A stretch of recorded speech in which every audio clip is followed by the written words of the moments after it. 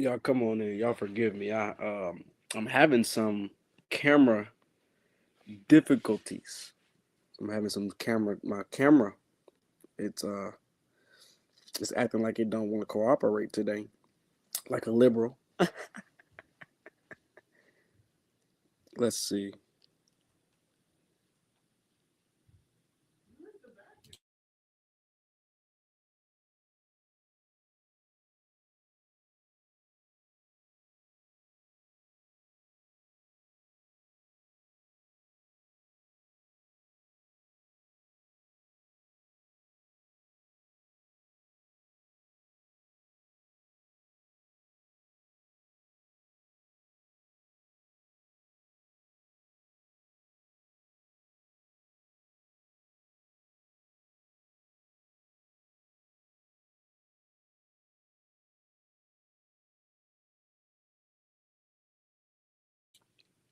All right, I'm trying to get the camera going, but the camera isn't um yeah, the camera isn't coming on.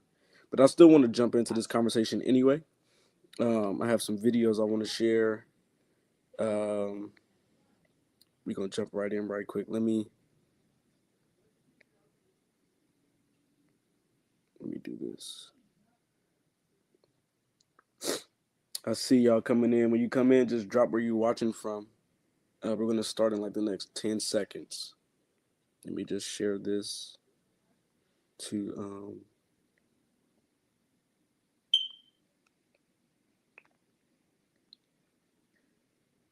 yeah, a lot of people think which is crazy. Donald Trump out here kidnapping people. That's funny. Okay. Let's do this. Wait, I'm missing something. Here we go. Y'all know this new Instagram update been throwing me a little bit. I'm not gonna lie.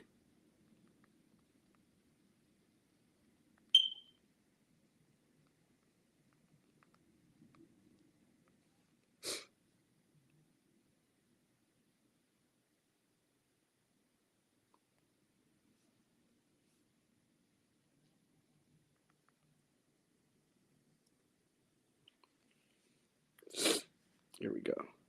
All right, y'all. We're getting started now. We're getting started now.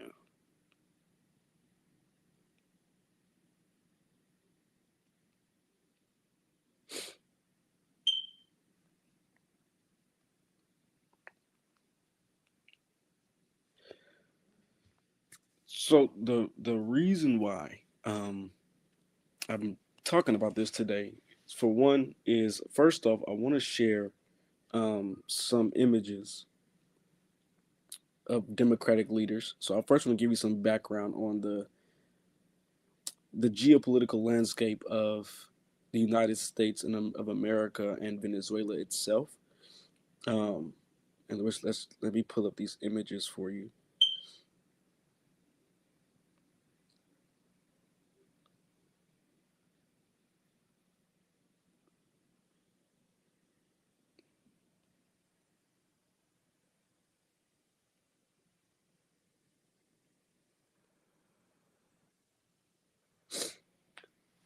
So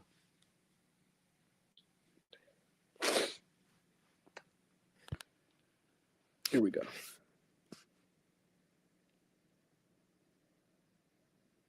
Let me share my screen.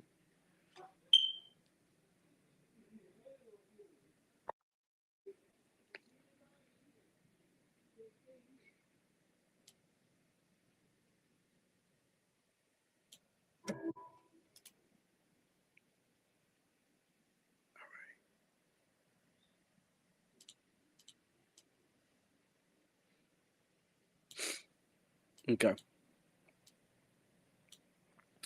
So the first image I want to start with is we're gonna go through a few images right quick of different quotes by different Democratic leaders right quick. I'm gonna pull them up for you right now. So let's go back. I'm having difficulties, y'all. I'm like trying to get this going. So share screen.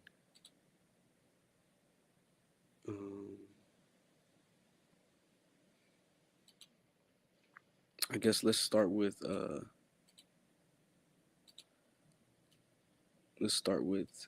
this one.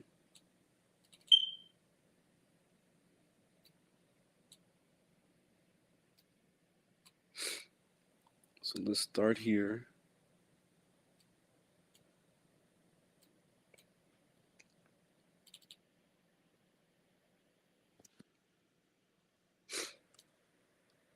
Okay, I'm trying to share.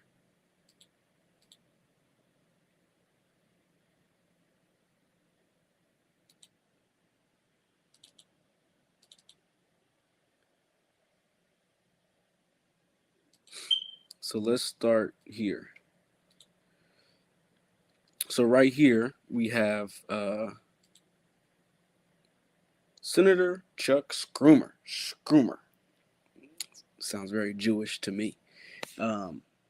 He makes a comment here. Let's just read it right quick. He says, and the president brags about his Venezuela policy. Give us a break. He hasn't brought an end to the Maduro regime. The Maduro regime is more powerful today than more entrenched today than it was when the president began. That was a comment made by Chuck Schumer a few years ago.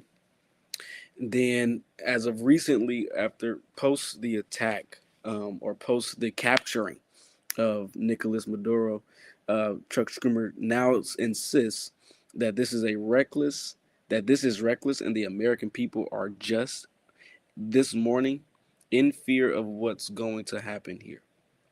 Okay, so first he's calling out the president for not being assertive or insertive when it came to Maduro and the narco terrorists and his organization, his criminal organization that he was actually running as parallel with the government of Venezuela, selling out the people of Venezuela, not giving the people of Venezuela exactly the benefit or the monies actually from the monies he was making with all of the oil reserves. We know that Venezuela has over, I believe, 303 billion barrels of oil, and I think that makes up for I think like 17 to 20% of the world's oil reserve. And so Venezuela is home to the largest oil reserve in America, as we see.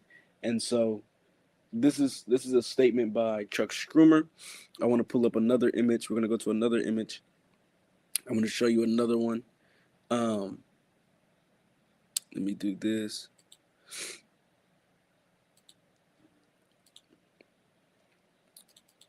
Here we go. Next we have here we go. Next we have Senator Tim Kaine. Okay, Senator Tim Kaine, he makes a comment and he says, before the capturing of Nicolás Maduro, this was Senator Tim Kaine's position. This is a deeply concerning development for Venezuelans and for the entire region, since instability abroad impacts us here at home too.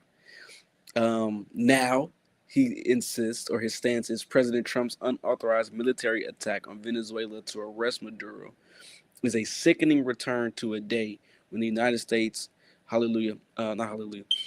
asserted the right to dominate the internal political affairs of all nations in the Western Hemisphere. We're going to talk more about the Western Hemisphere. I want to give you more context to where that comes from, right? There is a kind of unspoken rule, but a yet spoken rule that America has abided by for the last two centuries, at least. Not even 2 centuries, but since the early 20th century. And I want to share that with you. So here we go. This is Senator Chris Van Hollen, his stance before the capturing of Maduro. Obviously, we know Maduro and his cronies do not want to go quietly into the night, but the United States needs to work with its partners and allies in the region to racket up the pressure. So he's pressuring America to actually do something about Maduro's reign, Maduro's regime, to do something about Maduro's criminal organization. But yet now that Trump has done something about it, it is an illegal act of war to replace Maduro. Democrats tend to get very hypocritical when it wasn't them getting the credit. Huh? How about that one? We got some more quotes. I'm going through some more quotes. Another one we have is Senator Chris Murphy. Before Trump's capturing of Maduro, he says if Trump cared about consistency, he would make the realist case for intervention in Venezuela rather than trying to pretend his administration all of a sudden cares about toppling anti-democratic regimes. That was prior to Maduro's capturing. And now we have post Maduro's capturing. The invasion of Venezuela has nothing to do with American security. Venezuela is not a security threat to the U.S. They don't even get it, bro. They don't get it at all. We have a few more. One of my favorites, Senator Amy. She is also, I believe, the DNC's chair, if I remember correctly. Prior to Maduro's capturing, this was her stance. I have of course supported bringing in the new president and delegitimizing the Maduro government. That's a very important word, delegitimizing, because it was a legitimate organization and it was a legitimate government as well. But the government was being used as a cover-up for the narco terrorism and arms dealing and human trafficking taking place in Venezuela. One thing we do know about Venezuela for sure is that over 7 to 8 million Venezuelans have migrated to America since the reign of Nicolás Maduro. Families have been separated. Families have been killed due to the reign of Nicolás Maduro. Prices and inflation in Venezuela have gone up since the tenure of Nicolás Maduro's reign as president of Venezuela. And so Venezuelans across the world right now are actually in praise and salute of Donald Trump's actions towards Venezuela. For some reason, the leftist media, the leftist propaganda seems to have an issue with what Trump did. I don't see the issue. Let's continue to go through some of these quotes. Give me a second. We have like maybe two more. One more, and it is Representative Jamie Raskin. So prior to the capturing of Nicolás Maduro, one second. So prior to the capturing of Nicolás Maduro, this was Representatives Jasmine Raskin's stance to this, and so let's kind of talk about this for a second. He says the democratic world must stand up for the rule of law in Venezuela and oppose Maduro's assault on the electoral process and free speech. So that was him addressing the election rigging claim in Venezuela. Nicolás Maduro, I believe it's been proven, or there is evidence that Nicolás Maduro actually stole or rigged the election. Too big to rig. Nicolás Maduro definitely stole the election from the Venezuelan people and basically turned Venezuela from basically democracy into authoritarianism slash dictatorship. So what we see is a authoritarian regime taking over Venezuela over the last 10 years, 10, 15, 25, they say, 25 years, I mean. So literally I'm only 24 years old. So as long as I've been alive, the people of Venezuela have been being oppressed and suppressed and pushed out and silenced and controlled and dominated by Nicolás Maduro the entire time I've been alive on this planet. And so now his stance is Trump is not only violating our Constitution, but he is shredding the rules based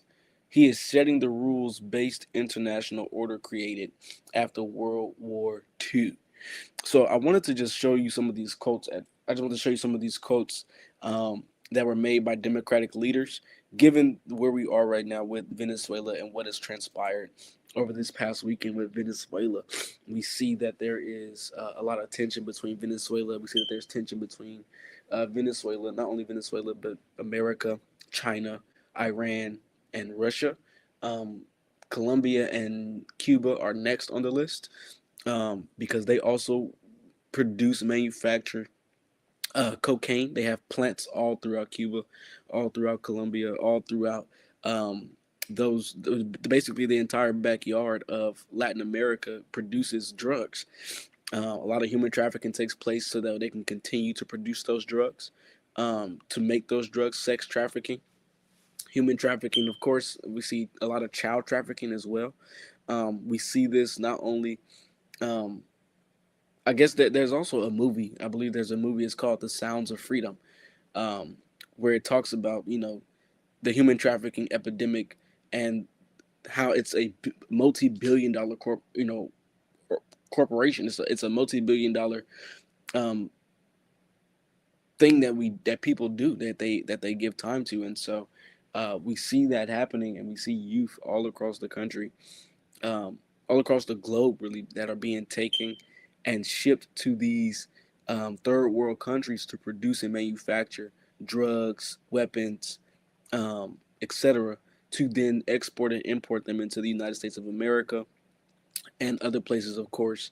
But we definitely know for sure that Venezuela, and its relationship with China, and its relationship with Iran, and its relationship with Russia, um, all do America a disservice. So when we talk about the American First agenda, or Donald Trump's America's First agenda, we're talking about how in our own backyard, our own backyard is being infiltrated by our some of our biggest threats, right? And they're using Venezuela as a point of contact to actually infiltrate um, American lands, um, etc. And so, what we also have to understand is that there are regimes that exist outside of what we deem normal, right? And so, I want to give you some more context, and I want to really break down um, the Monroe Doctrine, right? And so the Monroe Doctrine is basically that, in a more just kind of shortened phrase, the Monroe Doctrine is simply a ideology and a basically a declaration that America controls the Western Hemisphere of the globe. That means North America, South America, everything that is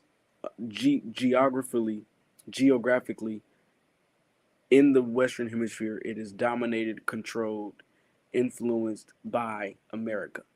And so when we're talking about Donald Trump's America's First approach to, or his America First agenda, this is a part of that. And I think that as an American, as a Black American, I do find this very interesting that a lot of us are opposed to this. That there are people who have been literally living in suppression for the last 25 to 30 years under a narco terrorist, under a drug lord, under a dictator, under a king, right? So we sit here calling Donald Trump a king, but then you have to realize, like, the real kings do exist, and they're actually running third world countries, and this is why you have a lot of migration from other, like Somalia and all of these other countries, where they're coming to America, making all of this money, starting all of these businesses, because this is actually the country you can come and win. This is actually the country where you can come and actually survive and thrive. And so what we see happening is we see that happening, right? And so what we see happening is a opposition to America first, and that's really how I process it. So when we're talking about, did Donald Trump kidnap a president? No, he did not kidnap a president, because one, that president had indictments from the U.S. Department of Justice for narco terrorism, arms dealing, etc. There were sanctions put on him, or put on Venezuela, going back, I think, to date 2003. There were sanctions put on Venezuela, on Venezuela's arms dealing, or arms exportation. Um, then later down the line, Obama came in and put sanctions um, on assets and human rights. Um, Then Donald Trump came in and put more pressure on Venezuela in terms of its oil production and export and import. And then Biden came in and kind of laxed some of those sanctions to where now basically Venezuela is not put in a position under Biden. Venezuela is not put in a position, or the government of Venezuela is not put in a position to actually run the country as it sees fit. And so what happens is now you have a president who literally runs a narco terrorism organization, who has evidently, and it has been proven that he has um, rigged an election, and that he's using the government itself as a as a firewall uh, for what he actually does behind the scenes. And so not only that, there were actual ransoms put on this man's head. I think the first ransom was like 2 million. It went up to 5, 15. It hit 25 million, and then now it went from 25 to $50 million. And so this man literally had what I like to call a bounty on his head. Right, he was wanted by the United States Department of Justice, and wanted means we're coming for you when you think we're not coming, and it doesn't mean kidnapped. And I believe that Donald Trump operated within the parameters of the Constitution. I believe he operated in the parameters of his presidential authority. Um, and literally, Trump is the commander in chief, which means there are certain bypasses that he has where he does not have to involve Congress in certain military decisions, and we see that. And so I want to pull up a video of.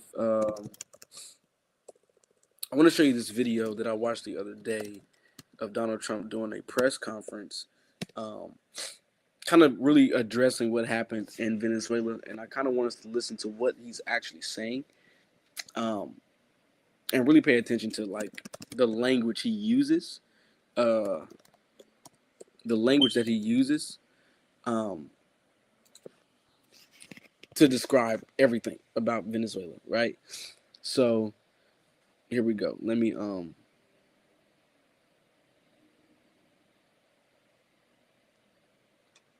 I want us to listen to this.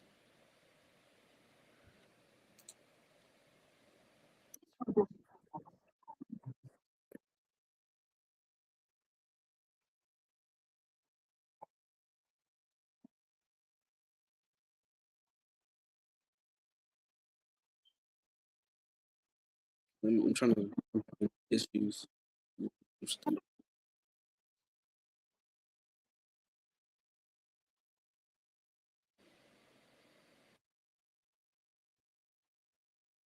Okay, give me 1 second, you all.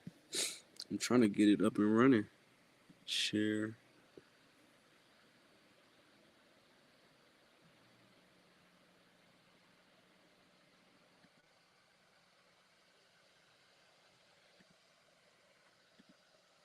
Um, no.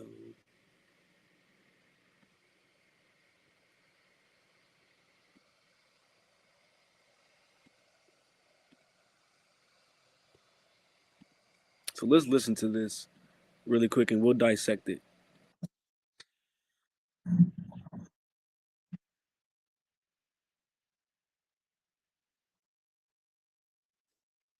Oh, give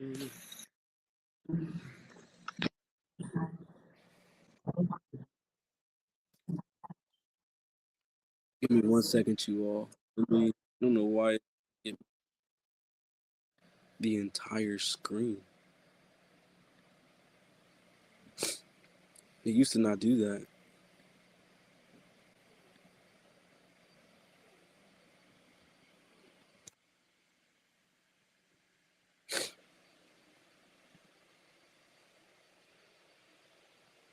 I guess. Let's just listen in.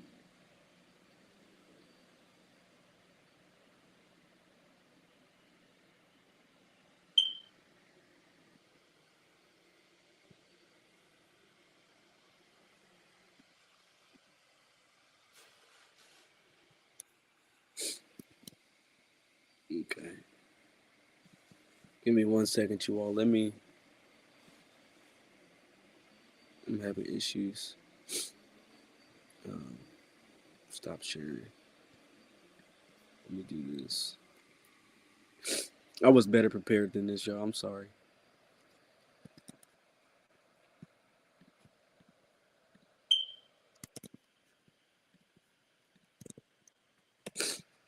Okay.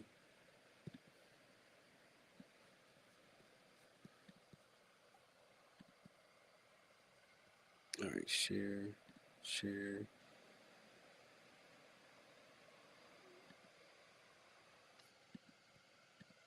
Here we go.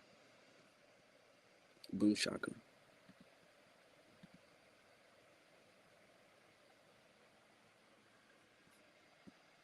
Here we go.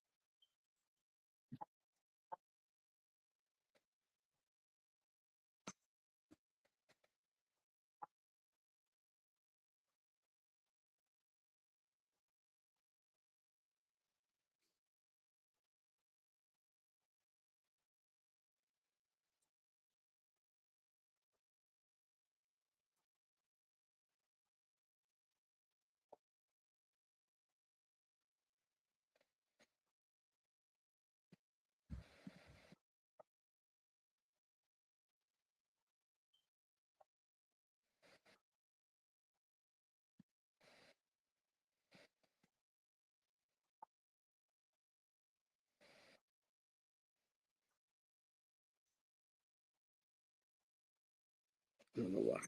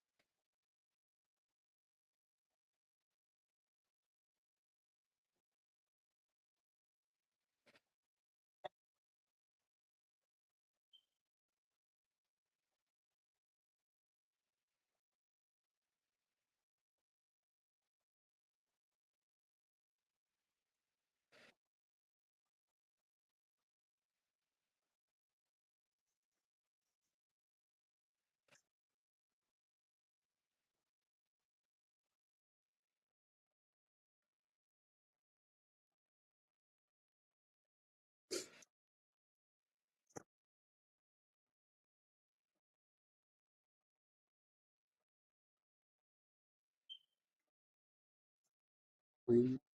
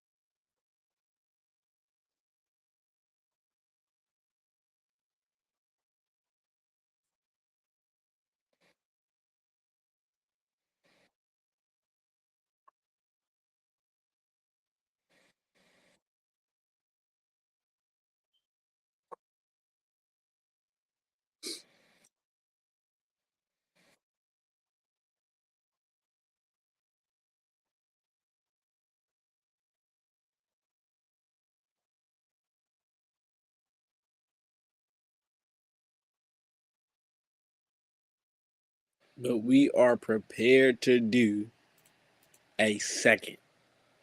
Okay, I just wanted to show y'all a little bit of what Trump said, really, because it's deeper than what people think, and like I mentioned earlier, we're talking about we're talking about the Monroe Doctrine, where America controls the Western Hemisphere, right? And liberals, Democrats have been losing sight that we become more worried about genders and pronouns and you know race and feminism and all of these other things, and it's actually setting the country back. Like, I get, as an individual you want to be accepted, but then at the same time you still want to have a country to live in as well, right? I hope we're really thinking about that. So I just want to share a little about that. We'll go more into it another day.